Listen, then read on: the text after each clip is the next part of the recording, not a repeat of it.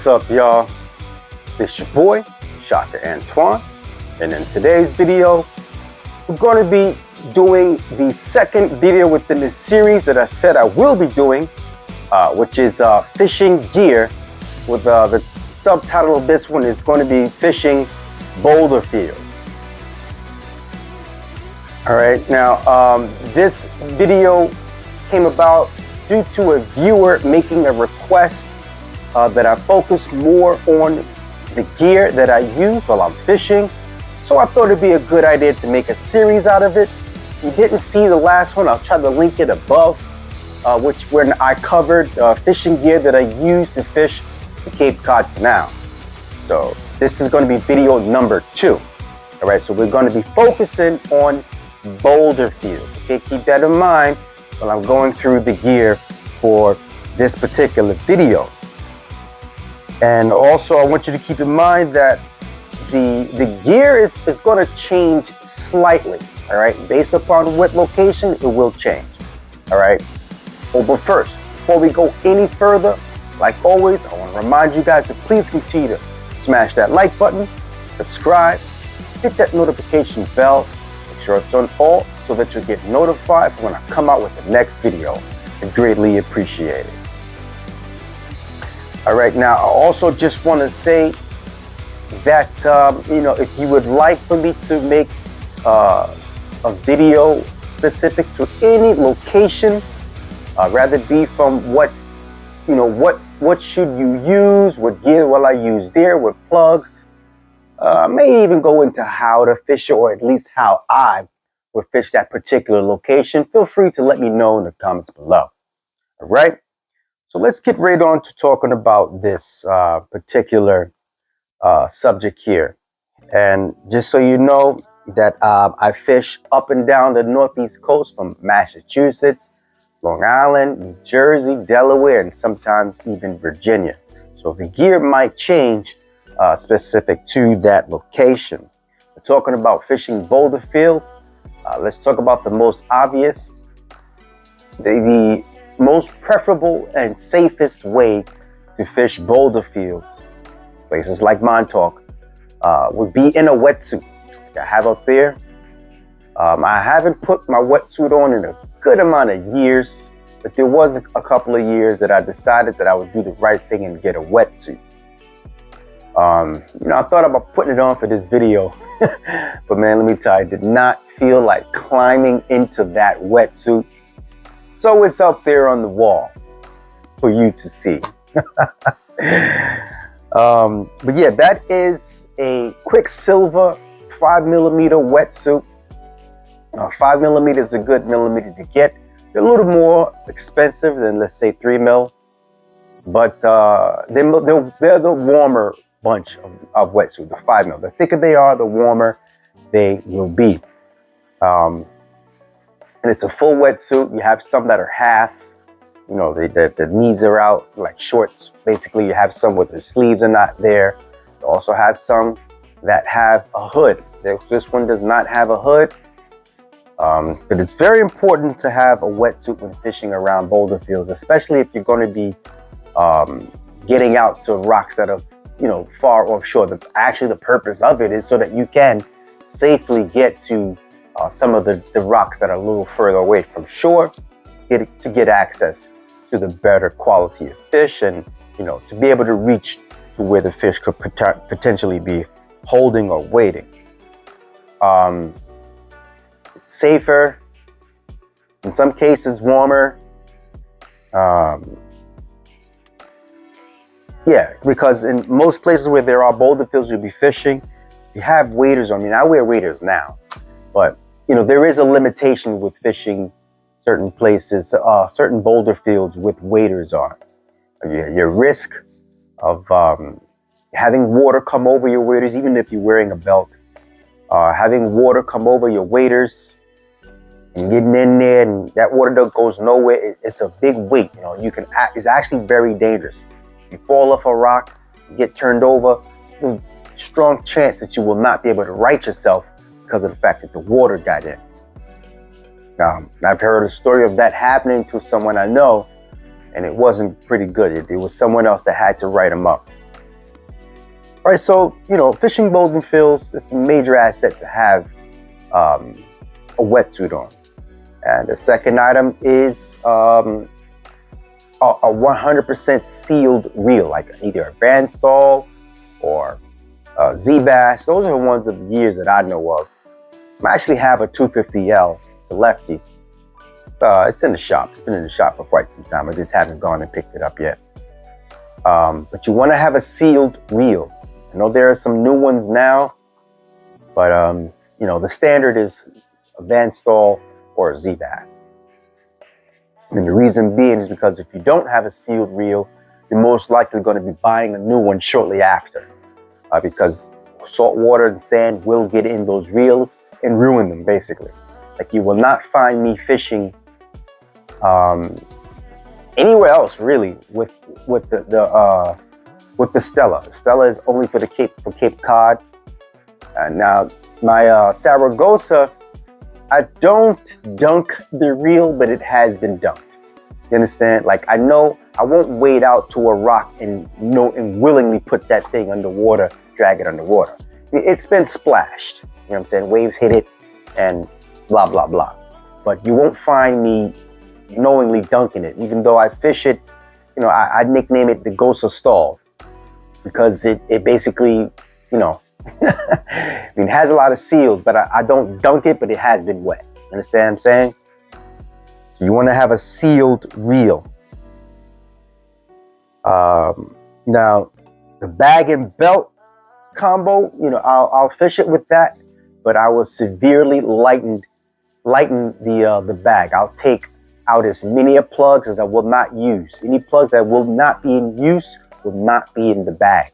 It's very important, because you want the bag to be as light as possible, because that's going to be holding you down. Like, especially if you have to swim with it, it's going to be holding you down. Added weight that doesn't necessarily need to be there. I had somebody once tell me, if you know what you're doing, you only need 3 plugs or something crazy. I forget what the saying was that this person had. But basically the gist of it was, you should only take what you need. You're only going to be using 3 plugs. Hey, only put 3 plugs in there. That's why some surf casters that are wet, or some wetsuiters, will have even smaller bags. So your plug bag will be lighter, or even a different bag altogether that's smaller and lighter.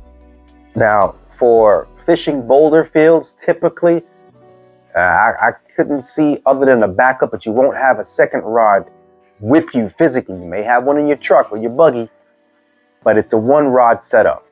Now, boulder fields, if you just think about it, if you're fishing boulder fields, you kind of want to have a stout setup, because you're going to be out there and you're going to be catching big fish, and you want to be able to muscle those fish into you, especially when they get in close. Think about it. If you're on a rock, you're not really going to have somewhere where you can just casually land the fish. Most likely you'll have to lip it, and you want to be able to pull those fish over to you. So what I would normally fish is my 2 to 6, my 11-foot 2 to 6. So you want to have a rod that has some backbone to it.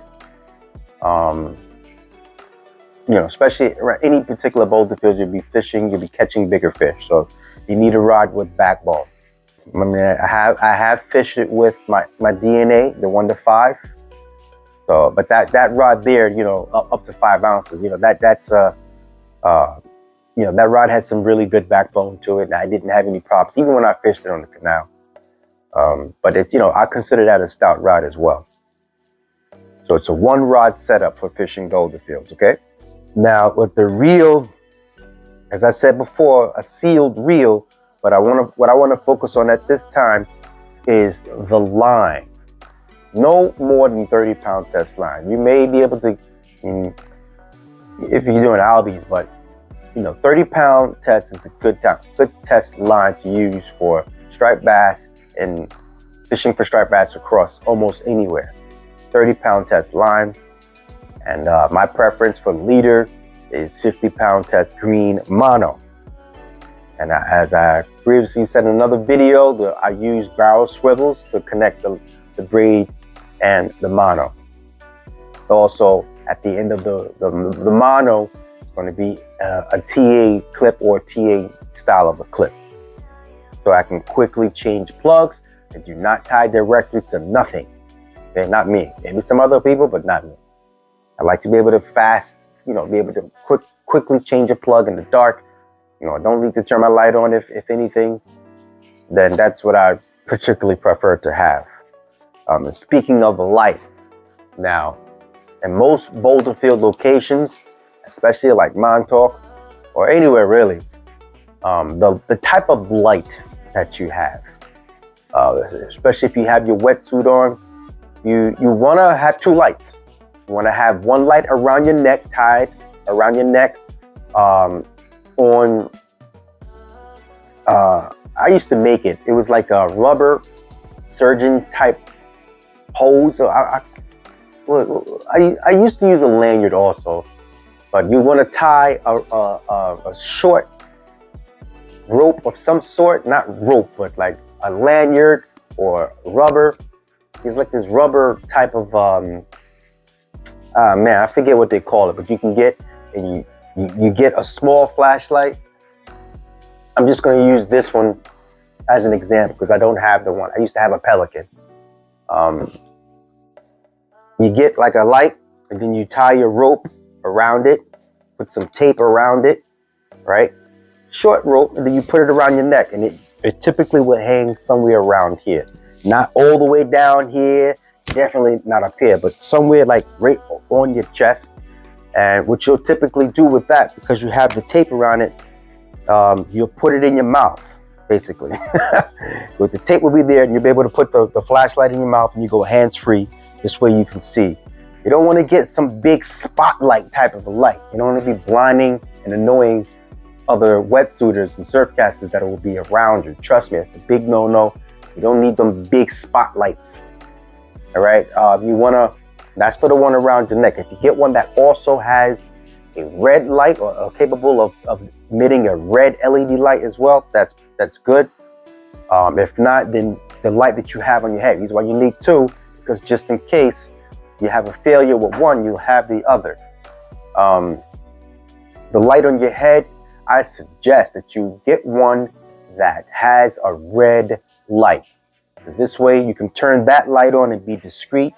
You won't affect your eyesight too much because you actually blind yourself and other people around you. Trust me.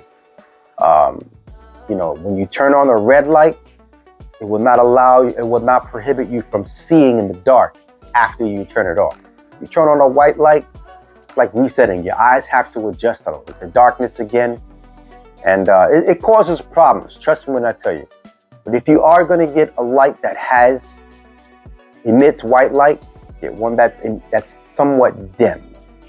At least a dim setting, and then a really bright setting, just in case you have some sort of emergency or you really need to see pretty good. That has one with a couple of modes wherein you can dim the light, and also with the red light. Very important, man. It's the worst thing to be fishing without a light, or to be fishing with a light that is too bright, and you're going to be hearing, some choice words potentially from other surfcasters or just annoying people around you. Trust me, it's a major thing that should be taken care of when fishing around boulder fields, and in most cases Montauk. And I see it all the time, not even just Montauk, everywhere. I get real annoyed when people start flashing lights in my eyes, man. It's very annoying. Very, very, very annoying. I didn't have this dry bag when I was wetsuiting.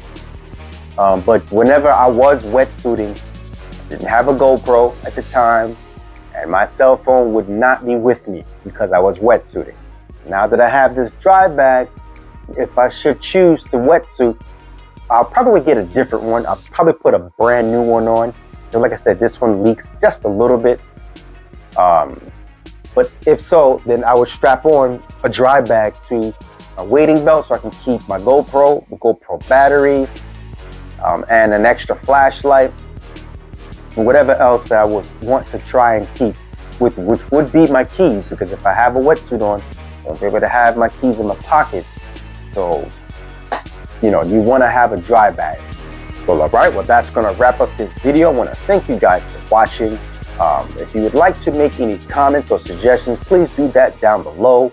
And as I said, if you would like for me to make any types of videos for this off season, feel free to leave that in the comments below. And specifically with this series of videos that I'm going to be doing here, which is going to be focusing on the gear that I use while I'm fishing. If you would like for me to make a video about the gear that I would use at a specific place, let me know in the comments below.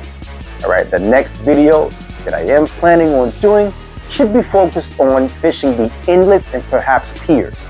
There are some very specific types of gear that you will need to fish locations like inlets and piers that I'm planning on covering in the next video. But just know that I am looking towards you guys for your video suggestions to make the next type of video. All right, so please remember to have a blessed day and peace out.